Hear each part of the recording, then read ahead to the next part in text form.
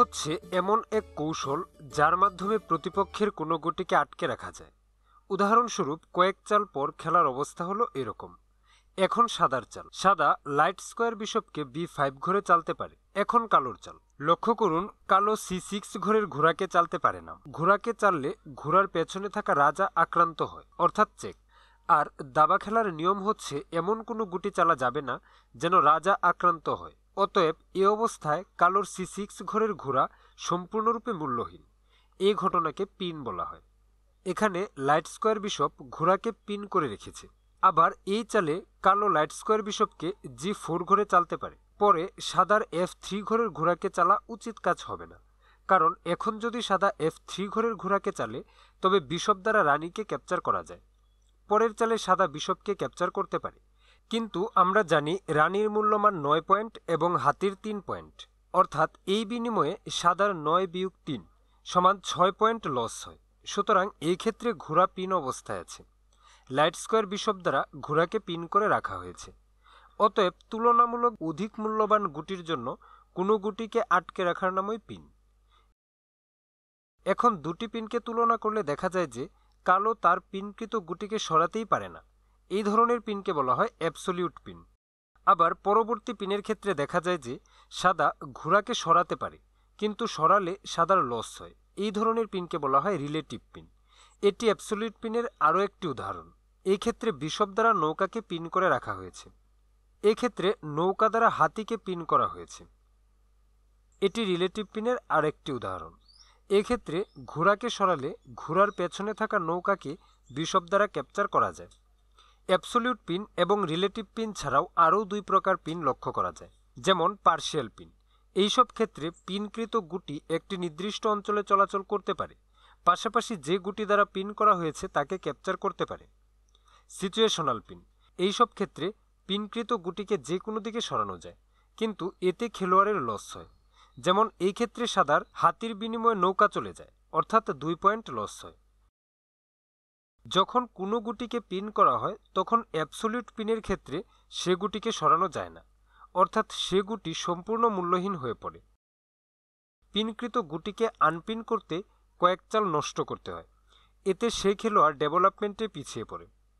পিনকৃত গুটির যদি কোনো সাপোর্ট না থাকে তবে বিনামূল্যেই তাকে ক্যাপচার করা যায়। পিনকৃত গুটিকে অন্য গুটি দিয়ে আক্রমণ করে অনেক সময় লাভবান হওয়া যায়। যেমন এই ক্ষেত্রে ঘোড়া পিন করা আছে, এ অবস্থায় আবার বড়ি দিয়ে ঘোড়াকে আক্রমণ করলে ঘোড়াকে বাঁচানো যায় না। এক্ষেত্রেও পিনকৃত গুটিকে দ্বিতীয়বার আক্রমণ করে গুটিটি ক্যাপচার করা যায়। তবে পিন তখনই অধিক কার্যকর হয় যখন পিনের সাথে অন্য কৌশল একই সাথে প্রয়োগ করা হয়। যেমন এই ক্ষেত্রে ঘোড়া দিয়ে রাজা ও নৌকাকে ফোর্ক করা হয়েছে। বিশপ ঘোড়াকে ক্যাপচার করতে পারবে না, কারণ বিশপ নৌকা দ্বারা পিন করা আছে। এতে ব্ল্যাক প্লেয়ার ঘোড়ার বিনিময়ে নৌকা ক্যাপচার করতে পারে, ফলে ব্ল্যাক প্লেয়ারের 2 পয়েন্ট লাভ হয়। একইভাবে এই ক্ষেত্রে রানী A6 ঘরের বোড়েকে ক্যাপচার করতে পারে। G7 ঘরের বোড়ে দিয়ে রানীকে ক্যাপচার করা যাবে না, কারণ বোড়েটি বিশপ দ্বারা পিন করা আছে। পরের চালে হোয়াইট প্লেয়ার চেকমেট দিতে পারে। পরবর্তী ভিডিওতে আমরা ফোর্ক সম্পর্কে বিস্তারিত জানব। এখন আমরা পিন থেকে মুক্তির উপায় সম্পর্কে জানব। 1. মূল্যবান গুটিকে সরিয়ে নিয়ে পিন থেকে মুক্তি পাওয়া যায়। যেমন এই ক্ষেত্রে ক্যাসলিং করার মাধ্যমে রাজার অবস্থার পরিবর্তন হয় এবং ঘোড়া পিন থেকে মুক্তি পায়। 2. যে গুটি দ্বারা পিন করা হয়েছে তাকে আক্রমণ করে বা ক্যাপচার করে পিন থেকে মুক্তি পাওয়া যায়। যেমন এক্ষেত্রে বিশপকে প্রথমে বড়ি দিয়ে আক্রমণ করা যায়। যদি বিশপ পিছিয়ে যায় তখন আবার বিশপকে অপর বড়ি দিয়ে আক্রমণ করা যায়। এতে বিশপকে বাধ্য হয়ে এই ডায়াগোনাল থেকে সরে যেতে হবে এবং পিন থেকে মুক্তি পাওয়া যাবে, অথবা বিশপকে ক্যাপচার করলে পিন থেকে মুক্তি পাওয়া যায়। 3. পিনকৃত গুটি ও মূল্যবান গুটির মাঝে অন্য কোনো গুটি বসিয়ে অথবা পিনকৃত গুটি ও আক্রমণকারী গুটির মধ্যে অন্য কোনো গুটি বসিয়ে বাধা সৃষ্টি করে পিন থেকে মুক্তি পাওয়া যায়। যেমন এই ক্ষেত্রে ঘোড়া ও রাজার মধ্যে বিশপ বসিয়ে পিন থেকে মুক্তি পাওয়া যায়। আবার এই ক্ষেত্রে বিশপ ও নৌকার মাঝে ঘোড়া বসিয়ে পিন থেকে মুক্তি পাওয়া যায়। 4. রিলেটিভ পিনের ক্ষেত্রে চেক দেওয়ার মাধ্যমে পিন থেকে মুক্তি পাওয়া যায়। যেমন এই ক্ষেত্রে ঘোড়া পিন অবস্থায় আছে, কিন্তু রিলেটিভ পিন বলে ঘোড়া সরানো যায়। ঘোড়া দিয়ে কালো রাজাকে চেক দিলে কালো রানী ক্যাপচার করতে পারবে না। কালোকে প্রথমে চেক ফেরাতে হবে, তারপর সাদা কুইন সরিয়ে নিয়ে পিন থেকে মুক্তি পেতে পারে, অথবা কুইন দিয়ে সরাসরি চেক দেওয়ার মাধ্যমে পিন থেকে মুক্তি পাওয়া যায়।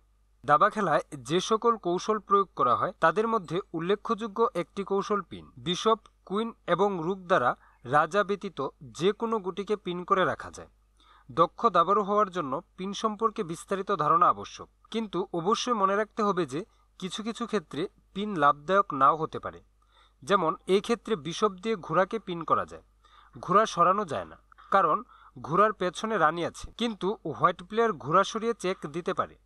এতে ব্ল্যাক প্লেয়ার রানীকে ক্যাপচার করতে পারে না, প্রথমে চেক ফেরাতে হয়, তারপর হোয়াইট প্লেয়ার বিশপকে ক্যাপচার করতে পারে। এতে পিন করার কারণে ব্ল্যাক প্লেয়ার বিশপকে হারায়। অর্থাৎ দাবাড়ুকে অবশ্যই পিন করার পূর্বে খেয়াল রাখতে হবে যেন প্রতিপক্ষ কোনোভাবে পিনের সুযোগ নিতে না পারে। এখন দর্শকবৃন্দের জন্য একটি সমস্যা। পিন ধারণাকে কাজে লাগিয়ে নিজে চেষ্টা করে সমাধান করুন এবং পিন করা প্রথম কমেন্টের সাথে নিজের উত্তর মিলিয়ে নিন।